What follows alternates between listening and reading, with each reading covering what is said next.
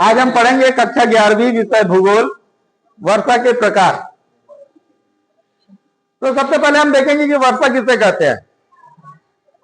हम सबको जानते हैं कि हमको ऊष्मा जो है वो सूर्य से प्राप्त होती है। सूर्य से ऊष्मा प्राप्त होने के कारण संपूर्ण वायुमंडल गर्म हो जाता है। गर्म हो जाने के कारण हवा हल्की हो जाती है। हल्की हो जाने के कारण वो ऊपर उठती है। ऊपर उठने से उसका घनत्व कम हो जाता है और आयतन बढ़ जाता है। और जब हवा ऊपर जाएगी तो हम जानते हैं कि प्रति 165 मीटर की ऊंचाई में 1 अंश सेंटीग्रेड तापमान कम होते जाता है। जब ऊपर जाने के बाद में वायु संतृप्त होने लगती है। वायु संतृप्त उस समय होती है जब 100% अपेक्षित आर्द्रता हो जाता है। वह तापक्रम जिस पर वायु संतृप्त हो जाती है उसे हम उष्मांक या ओस बिंदु कहते हैं।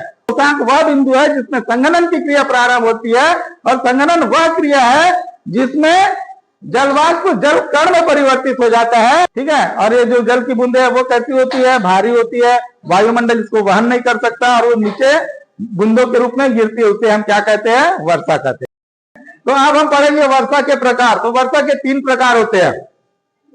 पहला है संवहनी वर्षा, दूसरा पर्वतीय वर्षा और तीसरा चक्रवाती वर्षा।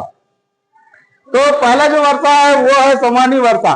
तो ये जो संवहनी वर्षा है ये भूमध्य रेखीय क्षेत्रों में होती है। भूमध्य रेखीय क्षेत्रों में हम जानते हैं कि वर्ष भर सूर्य की किरणें सीधी पड़ती है। तो भूमध्य रेखा में वर्ष भर सूर्य की किरणें सीधी पड़ने के कारण यहाँ पर का जो जल का भाग होता है वो पूरी तरह से गर्म हो जाता है। गर्म होने के कारण यहाँ पर वाष्पीकरण होता है। तो जल का वाष्प में बदलना वाष्पीकरण कहलाता है। वो वाष्प बन करके ऊपर उठती है।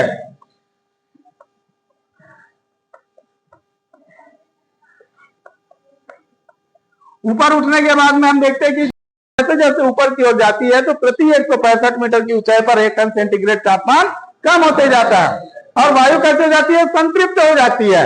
वह तापक्रम जिस पर वायु संतृप्त हो जाती है उसे हम उष्मांक या ओस बिंदु कहते हैं। उष्मांक वह बिंदु है जिसमें संघनन की क्रिया प्रारंभ होती है, और संघनन वह क्रिया है जिसमें जलवाष्प जल कण में परिवर्तित हो जाता है और वो पुनः छोटी छोटी बूंदों के रूप में नीचे की ओर गिरता है, क्योंकि वायुमंडल उन जल की बूंदों को वहन नहीं कर पाता। ठीक है। कि हम क्या कहते हैं? संवहनी वर्षा। तो इस प्रकार से हम देखते हैं संवहनी वर्षा इसको इसलिए कहते हैं क्योंकि ये जो वर्षा है ये लंबवत और क्षैतिज। कहने का मतलब ये है कि ये जो पवने हैं ये जब ऊपर उठती है और ऊपर उठ करके ये फैलती है। फैलने के कारण में क्या होता है? ये लंबवत हो गया, ये फैल रही है, ये क्षैतिज हो गया। तो जो ऊपर गई है पवन, इस पवन को ये जो न्यून वायुदाब का क्षेत्र था ये ऊपर उठ गया। इस न्यून वायुदाब की वायु को पूर्ण करने के लिए उच्च वायुदाब के पवने नीचे की ओर उतरती है। इस प्रकार से हम देखते हैं कि ये पूरा एक चक्र बन जाता है। इसे हम कहते हैं संवहनी धारा। इसलिए इस वर्षा का नाम जो हो गया वो संवहनी वर्षा हो गया। तो ये जो वर्षा है वो प्रतिदिन होती है। दोपहर तक तेज धूप रहेगा, सूर्य की किरण सीधी पड़ती है, इसलिए दोपहर तक तेज धूप रहेगा। तेज धूप रहने के बाद में फिर वही चीज होगा कि वाष्पीकरण की क्रिया होगी। वाष्पीकरण के माध्यम से जल वाष्प बन करके ऊपर जाएगा। ऊपर जाने के बाद में वहां पे संघनन की क्रिया होगी। संघनन की क्रिया के माध्यम से वो जल कण जो है वो धरती पर नीचे गिरने लगे। दूसरा पर्वतीय वर्षा। सूरज की किरण धरातल पर पड़ती है, इसके स्थल भाग पर पड़ती है, जल भाग पर भी पड़ती है। और जल भाग कैसा हो जाता है? गर्म हो जाता है। जब ये जल भाग गर्म हो जाता है और यह जब प्रवाहित होने लगती है और इसके मार्ग में आ जाता है पर्वत। पर्वत इसके मार्ग को अवरुद्ध कर दे रहा है, पवन के मार्ग को। तो ये जो पवन है पर्वतों के सहारे सहारे ऊपर उठती है। पर्वतों के सहारे सहारे ऊपर उठती है। तो जो पवन है ये जलवाष्प तो भरी हुई पवन है। गर्म पवन है और कैसी है? जलवाष्प तो भरी हुई पवन है। ये ऊपर उठी है ना। ऊपर उठने के बाद में ये पर्वत का कौन सा भाग है? पूर्वी भाग है ना। पर्वत का कौन सा भाग है? ये पूर्वी भाग है। और ये कौन सा भाग है? पश्चिम भाग है।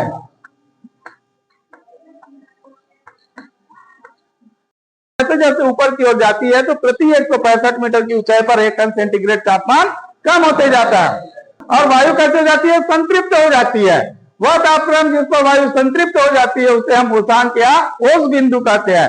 उष्मांक वह बिंदु है जिसमें संघनन की क्रिया प्रारंभ होती है, और संघनन वह क्रिया है जिसमें जलवाष्प जल कण में परिवर्तित हो जाता है और वो पुनः छोटी छोटी बूंदों के रूप में नीचे की ओर गिरता है, क्योंकि वायुमंडल उन जल की बूंदों को वहन नहीं कर पाता। ठीक है, तो पूर्वी भाग में पर्याप्त वर्षा कर देती है, और जब ये विपरीत भाग में उतरती है ना, तो अब इसने वर्षा कहां कर दी है? पूरा पूर्वी भाग में कर दी है ना। तो इसकी आर्द्रता धारण करने की क्षमता कैसे हो गई? कम हो गई। जब ये विपरीत दिशा में उतरती है तो ये वायु कैसे हो जाती है? इसकी आर्द्रता धारण करने की क्षमता कम हो जाती है। यहां तक ये नमी वाली थी, अभी किधर हो गई? गर्म हो गई। आ रहा समझ में? तो वायु गर्म होने लगती है, और गर्म होने के साथ ही साथ इसकी आर्द्रता धारण करने की क्षमता भी कैसे हो गई? कम हो गई। तो यहाँ पर जो वर्षा वो नहीं होगी। तो ये जो क्षेत्र रहेगा ना, ये वाला पर्वत का क्षेत्र, इसको अपन क्या बोलेंगे? वृष्टि छाया प्रदेश। और ये पवन कैसे हो जाएगी? गर्म हो जाएगी, और यहाँ पर वर्षा नहीं होगा। इस क्षेत्र को हम क्या बोलेंगे? वृष्टि छाया प्रदेश। तो इस प्रकार से हम देखते हैं कि यहाँ का जो पश्चिमी भाग है ना, यहाँ पर पूरे क्या है? मरुस्थल है। क्या है? मरुस्थल है, क्योंकि इन भागों में वर्षा नहीं होती। क्लियर? चक्रवाती वर्षा। तीसरा कौन सा है? चक्रवाती वर्षा। देखो, चक्र मतलब वृत्ताकार, चक्र मतलब वृत्ताकार, वात मतलब वायु। तो वायु कैसे घूमती है? वृत्ताकार रूप में। आ रहा समझ में? हाँ, किस समय? जब न्यून वायु दाब होगा। हमने क्या पढ़ा था चक्रवात के बारे में? जब किसी स्थान पर न्यून वायु दाब का केंद्र स्थापित हो जाता है तो उच्च वायु दाब से पवन उस रिक्त स्थान की पूर्ति करने के लिए आती है, जिसको हम क्या बोलते हैं? चक्रवात। पढ़े थे? चक्रवात, प्रति चक्रवात के समय हमने पढ़े थे नहीं पढ़े थे? तो वही चीज यहां पर देखेंगे अपन, है ना। तीसरा कौन सा प्रकार वर्षा का? चक्रवाती वर्षा।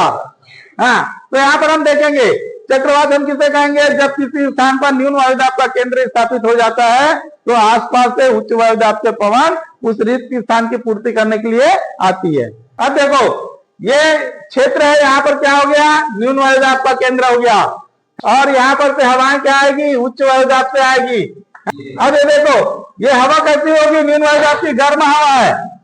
न्यून वायुदाब की हवा कैसी होती है? गर्म हवा होती है। गर्म होती है, और कैसी होगी? ये हल्की होती है। होगी कि नहीं होगी? और उच्च वायुदाब की कैसी होगी? ठंडी हवा होगी। कैसी पवन होती है? ये ठंडी होती है, और कैसी होगी? भारी होगी। होगी कि नहीं होगी? होता है ना। अब देखो, यहाँ पर न्यून वायुदाब है, यहाँ पर उच्च वायुदाब है। ये क्या करेगी? उच्च वायुदाब की जो पवन है ना, वो हल्की पवन को धक्का मार देगी। हल्की पवन को धक्का मार देगी, फिर ये पवन क्या करेगी? ऊपर उठेगी। ये पवन क्या होगी? ऊंचे उठेगी। ये गर्म पवन है ना, जैसे जैसे ऊपर की ओर जाती है तो प्रति 165 मीटर की ऊंचाई पर 1 अंश सेंटीग्रेड तापमान कम होते जाता है, और वायु कैसे जाती है? संतृप्त हो जाती है। वह तापक्रम जिस पर वायु संतृप्त हो जाती है उसे हम उष्मांक या ओस बिंदु कहते हैं। उष्मांक वह बिंदु है जिसमें संघनन की क्रिया प्रारंभ होती है, और संघनन वह क्रिया है जिसमें जलवाष्प जल कण में परिवर्तित हो जाता है, और वो पुनः छोटी छोटी बूंदों के रूप में नीचे की ओर गिरता है, क्योंकि वायुमंडल उन जल की बूंदों को वहन नहीं कर पाता। ठीक है, संघनन की क्रिया में क्या होगा? जलवाष्प पुनः जल कण में बदल जाएगा, जिससे क्या होगा? पानी की बूंदों के रूप में, छोटी छोटी बूंद के रूप में ये धरती पर गिरेगी। इसी को हम क्या कहेंगे? वर्षा। ये कौन सी वर्षा हुई? किसके कारण हुई? चक्रवात के कारण हुई, इसलिए इसको हम क्या कहेंगे? चक्रवाती वर्षा। क्लियर हुआ? पक्का? मजाक नहीं आया? हाँ।